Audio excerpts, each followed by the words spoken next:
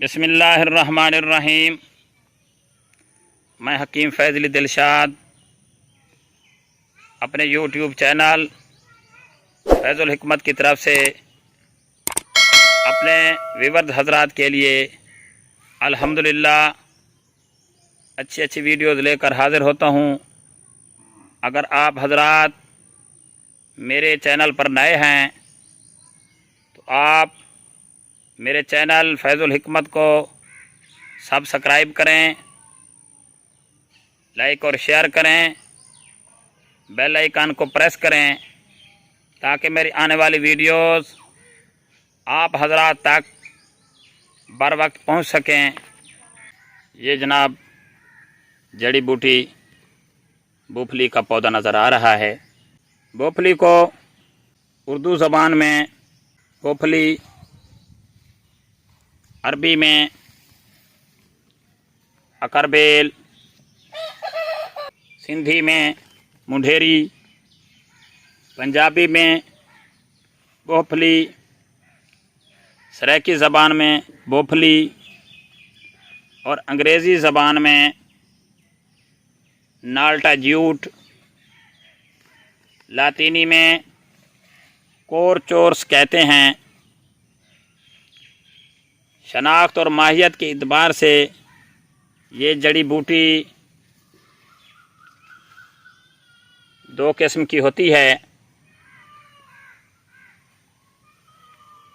ایک بوپھلی خرد اور دوسری بوپھلی کلاں۔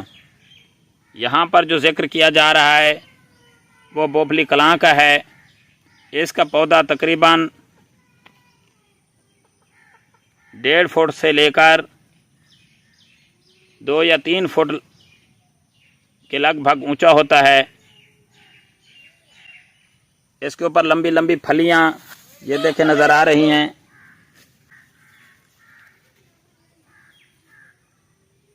اور زرد رنگ کے پھول ہوتے ہیں۔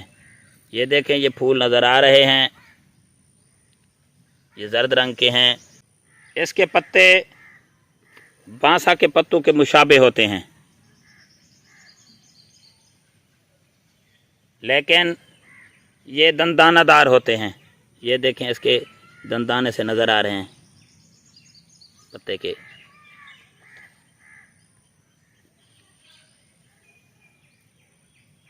اس کے پتوں کو چبانے سے منہ میں لعاب سا بھر آتا ہے۔ یہ اکثر ساون کے مہینے میں پہلی بارش ہونے کے بعد پیدا ہوتی ہے اور ماہ بھادو میں خوب پھلتی پھولتی ہے۔ ماہ اسوج میں پھول و پھل شروع ہو کر ماہ کاتک میں اس پر پھلیاں پک کر تیار ہو جاتی ہیں۔ پھلیوں میں سرسوں کے دانے کی مانند بیج ہوتے ہیں۔ مقام پیدائش پاکستان و ہندوستان میں اکثر ریتلی اور پتھریلی زمینوں پر، باغوں میں اور کھیتوں میں دیکھی جاتی ہے۔ مزاج سرد و خشک، بدرجہ اول، افعال کے اعتبار سے مغلظ منی و مسکن ہے۔ استعمالات: بوپھلی بوٹی کو صورت و رکت اور جریان منی کے ازالہ کے لیے صفوفات اور معاجین میں شامل کرتے ہیں۔ اس کا صفوف اور نبات سفید یعنی چینی ہم وزن ملا کر دودھ کے ہمراہ امراض مذکورہ میں استعمال کراتے ہیں۔ مسکن ہونے کی وجہ سے مرض سوزاک میں بھی صفوفاً یا تنہا استعمال کی جاتی ہے۔ نفع خاص دافع جریان ہے، مضر، نفاخ اور دیر ہضم ہے۔ مسلح یعنی اس کی اصلاح کے لیے شہد اور شکر ہے۔ مقدار خوراک 5 ماشا سے 7 ماشا تک ہے۔